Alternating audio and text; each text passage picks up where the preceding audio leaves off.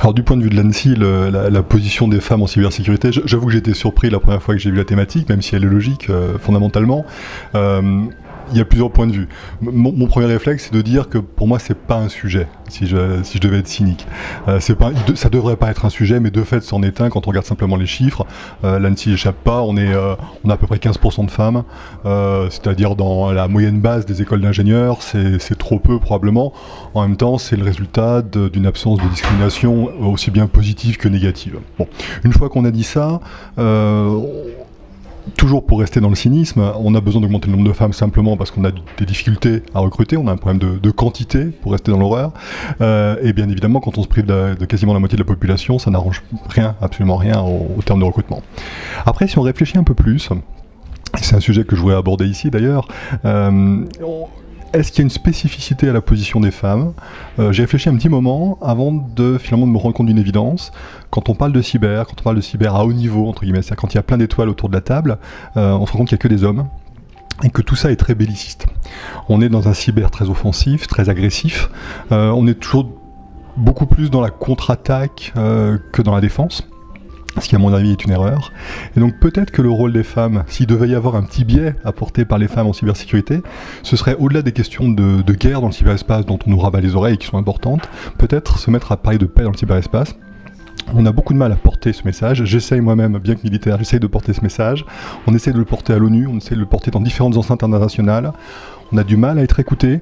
J'ai l'habitude de dire que par moments je me sens un peu en 1913, parler de paix en 1913 ça ne devait pas être facile, et ben aujourd'hui c'est ce qu'on fait dans le cyberespace, et peut-être que finalement s'il devait y avoir une mission un peu plus portée par les femmes, c'est bien de dire que la paix c'est quelque chose de noble, c'est quelque chose qui doit être prioritaire, et qu'avant de penser à se battre dans le cyberespace, il faut bien penser à assurer par le droit, par les règles, quelque chose de propre, quelque chose de posé, quelque chose qui peut-être transcrit le droit commun, courant dans le monde physique, mais qui également invente le nouveau droit nécessaire au cyberespace.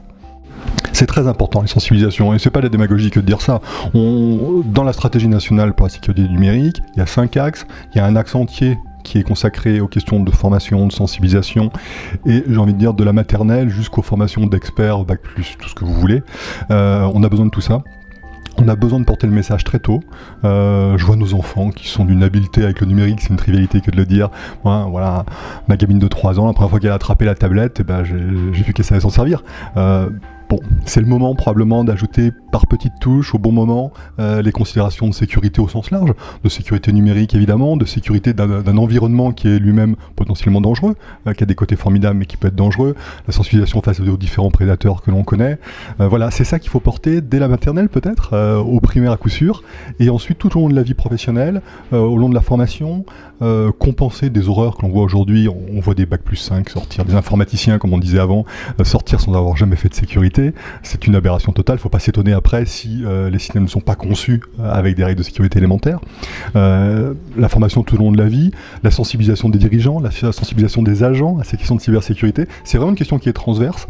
Et là encore, les hommes comme les femmes comme les hommes doivent porter ce genre de message, et c'est un travail permanent. Il faut prendre le bâton de pèlerin. Moi je prends beaucoup de plaisir à le faire personnellement, mais c'est vrai qu'il y a un côté répétitif, et plus on sera nombreux à le faire, et plus ce sera efficace, très clairement. Le fait de dire que la faille c'est l'humain, ou l'interface, comme on dit, chaise-clavier, hein, comme disent les informaticiens, c'est vrai qu'il y a souvent un humain qui fait une erreur quand on décortique les attaques, quand on comprend comment ça s'est passé. Personnellement, je suis pas dur vis-à-vis des gens qui font des erreurs. Vérifions d'abord qu'on leur a bien dit les choses, qu'on leur a expliqué ce qu'ils devaient faire, qu'ils ont compris. J'ai tendance à faire confiance à l'intelligence humaine et à penser que quand on explique des choses intelligibles à toutes les personnes, hein, de tous les agents, tous les employés, jusqu'au PDG et tout ça, ils sont tout à fait aptes à comprendre. Encore faut-il bien expliquer, et donc remettons-nous en cause avant de critiquer ceux qui suivent pas les règles. Et puis après, peut-être qu'il faut sanctionner les gens qui suivent pas les règles de manière intentionnelle. À la limite, tous les outils sont à notre disposition.